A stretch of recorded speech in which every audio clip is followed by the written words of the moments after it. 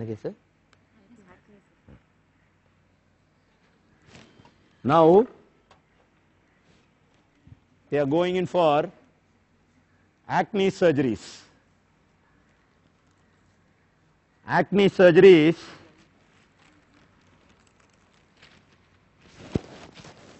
nodulocystic acne, grade 3 acne. If you would have started retinoids earlier, it would have not left out scars. But unfortunately, people are afraid of using retinoids, a wonder drug in a cosmetic view.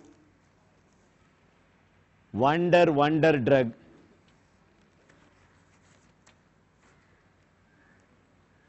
Acha, we have ended up with scar. We can go in for chemical peeling. The results will be 10 to 20%. We can go in for dermabrasion, repeated dermabrasion, 60 to 70%. Acne scar subcision followed with dermabrasion, near 70% results, not more than 70. You can't promise the patient that you will give 100% result. 1. 2. While doing a chemical peeling, liberal application of acid,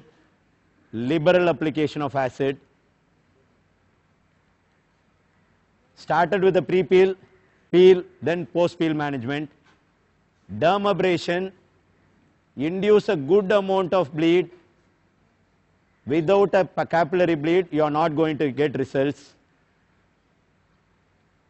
What I have seen, my practical experience with any dermabrasion, add at least 20 milligram of isotretinoin, normally contraindicated in any dermabrasion.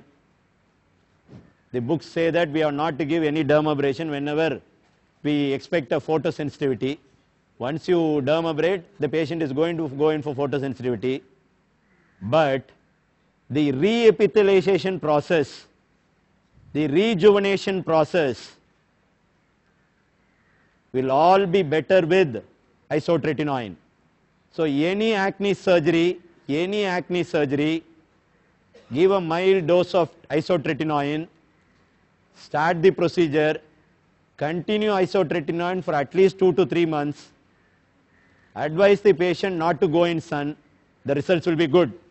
Without isotretinoin, at least the 20% fineness of the result won't come. Now, you are seeing just a dermabrasion. Sir, sorry to disturb you, sir. Yeah. What is the anesthesia that you are giving, sir? Local anesthesia, xylocaine, sir. Once again, xylocaine, sir? Yeah, everywhere it's xylocaine only, sir. Not topical anesthesia. I am not able to understand you, sir. Topical anesthesia, sir. Huh? Topical. No topical, sir. Only Sir, topical is not going to help you, sir. Any topical, 10%, 15%, nothing. The top lap, all the anesthetics, if I am exactly correct, the anesthetic effect is in and around only 40 to 50%. That's true, sir. You go in for an injection, you will be safe. 1. You see, the patient should not end up with any shock later on. This is one area of treatment where we have to be careful. Careful in the sense, we have to see that we are on the careful side, not the patient. We see that, 1, we give good results. 2, we don't end up with any complications later on. What is good for that, we have to give. Books say that you go in for a topical anesthesia, good. For book purpose, you can tell. But practical purpose, I have anesthetized with xylocaine. Sir, every patient I have anesthetized now. Okay, sir. Right, sir? Okay, sir. Sir, one more question, sir. Yeah. When you have got autologous hairs, what made you to choose this artificial hair? Huh? Why you have chosen artificial hair, sir? No, sir. You see, normally the androgen independent hair. See, any amount of bald people, they will have hair at the back. But if it is going to be alopecia universalis or